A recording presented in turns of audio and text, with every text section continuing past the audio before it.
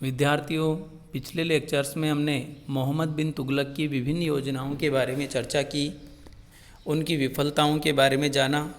आज हम मोहम्मद बिन तुगलक के समय हुए विद्रोह, उनके कारण और उनके परिणामों के बारे में चर्चा करेंगे।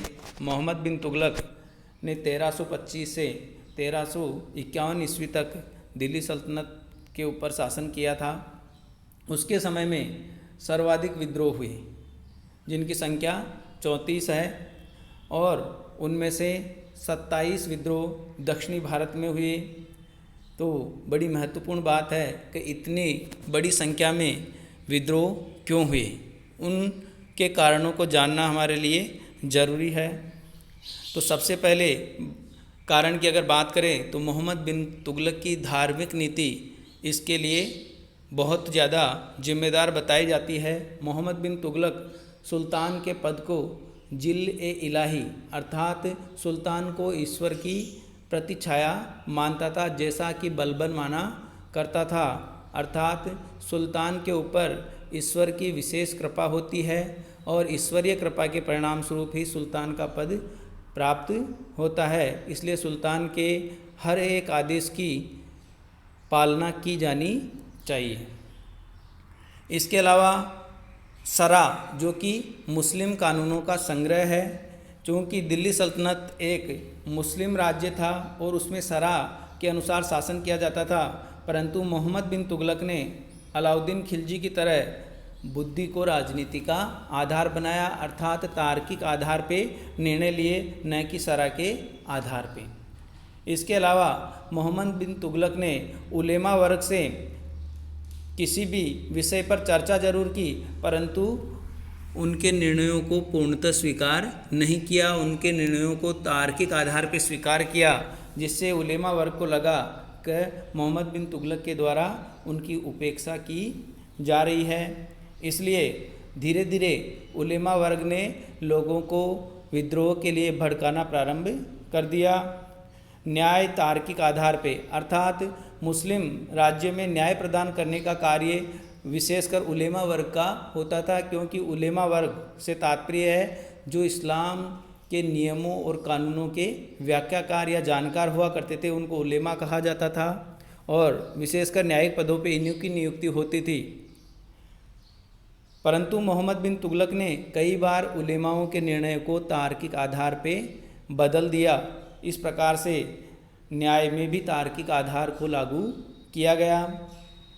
इस कारण से कई बार उलेमाओं ने विद्रोह के लिए लोगों को भड़काया और कई बार खुद भी उन्होंने बगावत की, राजद्रोह किया, परंतु मोहम्मद बिन तुगलक ने इन कार्यों के लिए उनको कठोर से कठोर सज़ा दी, साधारण लोगों की तरह उनके साथ व्यवहार किया, जिससे उलेमा वर्ग मोहम्मद बिन तुगलक से रुष्ट हो गया और धीरे धीरे उन्होंने लोगों को भड़काना प्रारंभ कर दिया।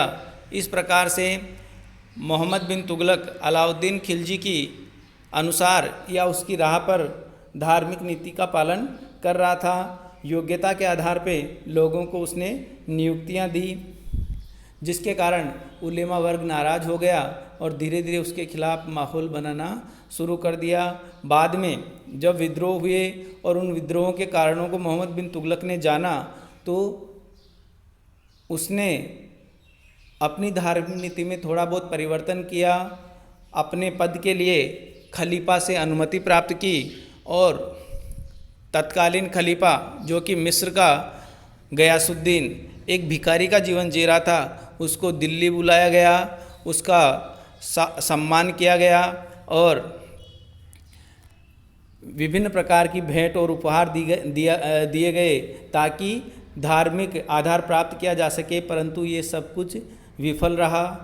तो मोहम्मद बिन तुगलक की धार्मिक नीति को विद्रोहों का प्रमुख कारण माना जाता है। इसी प्रकार सुल्तान की योजनाओं की असफलता। मोहम्मद बिन तुगलक के बारे में अपन ने चर्चा की थी कि मोहम्मद बिन तुगलक को नई नई योजनाएं बनाने का शौक़ था और उसने विभिन्न प्रकार की योजनाओं के ऊपर काम किया, परंतु दुर्भाग्य से या कई बार प्रशासन की कमी के कारण वो योजनाएं एक के बाद एक असफल हो गई, जैसे राजधानी परिवर्तन, सांकेतिक मुद्रा का प्रचलन, खुरासान विजय योजना, कराजल अभियान, दोआब में कर वृद्धि, जिसके कारण जनता में सुल्तान के प्रति विश्वास कम हो गया, सुल्तान अलोकप्रिय हो गया और विद्रोह की भावनाओं को उससे बढ़ावा मिला।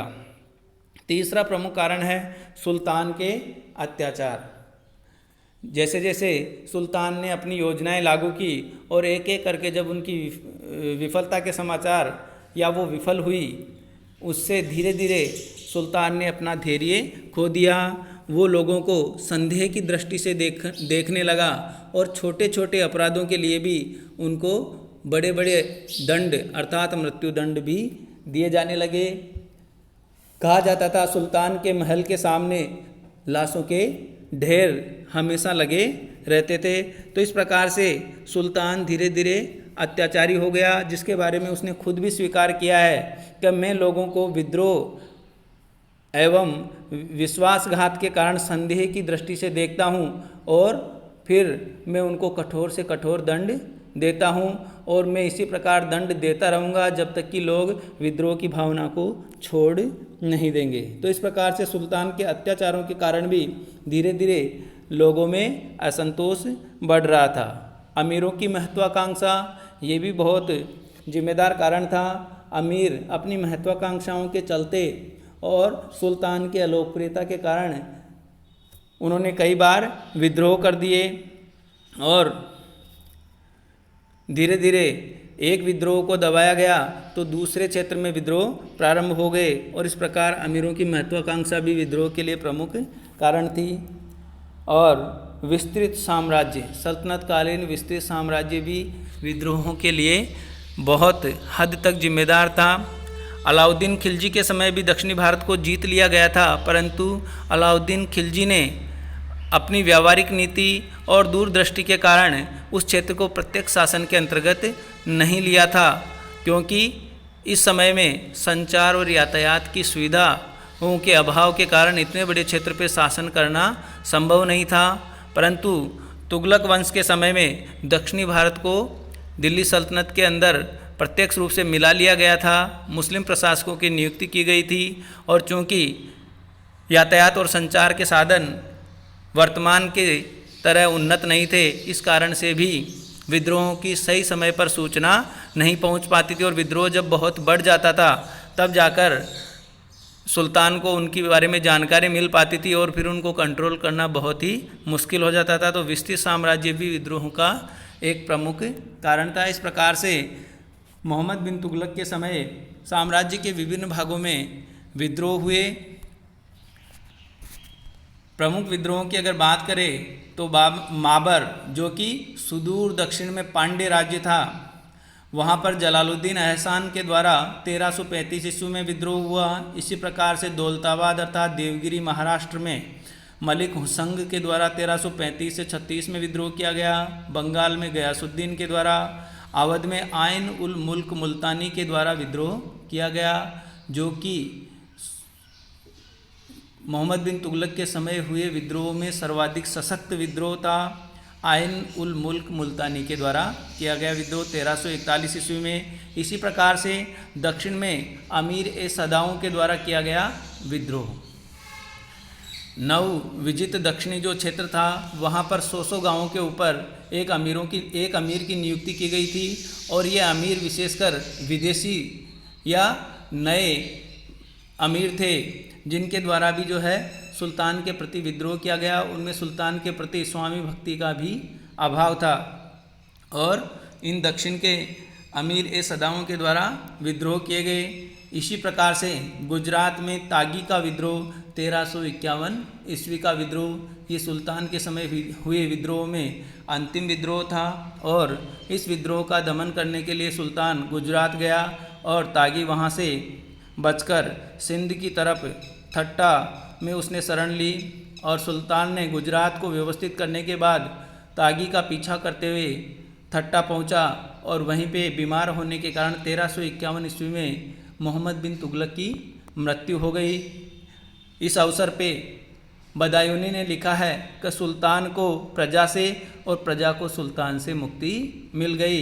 इस प्रकार से मोहम्मद बिन तुगलक, जिसके बारे में अपन ने चर्चा की थी कि दिल्ली सल्तनत कालीन सबसे विस्तृत साम्राज्य इसके समय था और धीरे धीरे विद्रोहों के परिणामस्वरूप उसका विघटन भी इसी के समय प्रारंभ हो गया और परिणामस्वरूप कई राज्य स्वतंत्र हो गए, जिनमें सबसे प्रमुख है विजयनगर का राज्य, जो कि तुंगभद्रा नदी अर्थात कर्नाटक और इसके आसपास के क्षेत्र में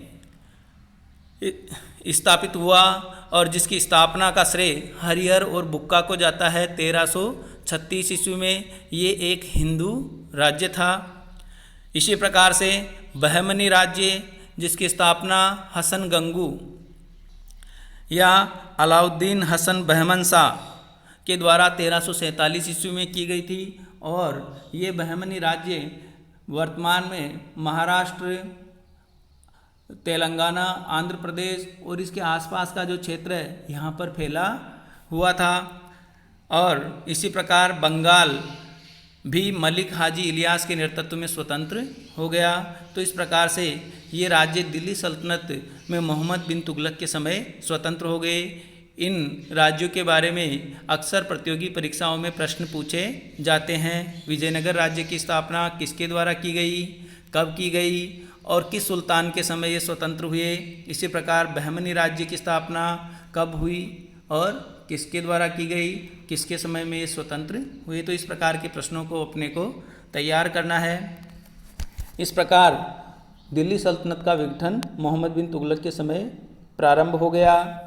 मोहम्मद बिन तुगलक का चरित्र, मोहम्मद बिन तुगलक के चरित्र के बारे में भी विद्वानों की अलग अलग राय है। एल्फिंस्टन के नेतृत्व में यूरोपीय विद्वान ये मानते हैं कि मोहम्मद बिन तुगलक के में पागलपन का अंश था। इसी प्रकार से डॉक्टर ईश्वरी प्रसाद और A.L. श्रीवास्तव उनमें विरोधी तत्वों का मिश्रण मानते हैं। और जहाँ तक अपन बात करें तो व्यक्तिगत जीवन की अगर बात की जाए तो मोहम्मद बिन तुगलक का व्यक्तिगत जीवन सफल रहा। कुशाग्र बुद्धि, स्मरण शक्ति, साहित्य और ज्ञान की विविध शाखाओं का वो ज्ञाता था। नैतिक स्तर की बात की जाए तो नैतिक स्तर भी उच्च था, स्वभाव से नम्र था। बर्नी और इब्न बतूता आदि विद्वानों ने उसकी उदारता की भी भूरी भूरी प्रशंसा की है। पारिवारिक संबंधों की अगर बात की जाए तो फिरोज तुगलक के प्रति उसका प्रेम आदि इन सब चीज़ों को अगर देखा जाए तो उसका व्यक्तिगत जीवन सफल था। परंतु शासक के रूप में अगर बात की जाए तो शासक के रूप में वो असफल सिद्ध हुआ।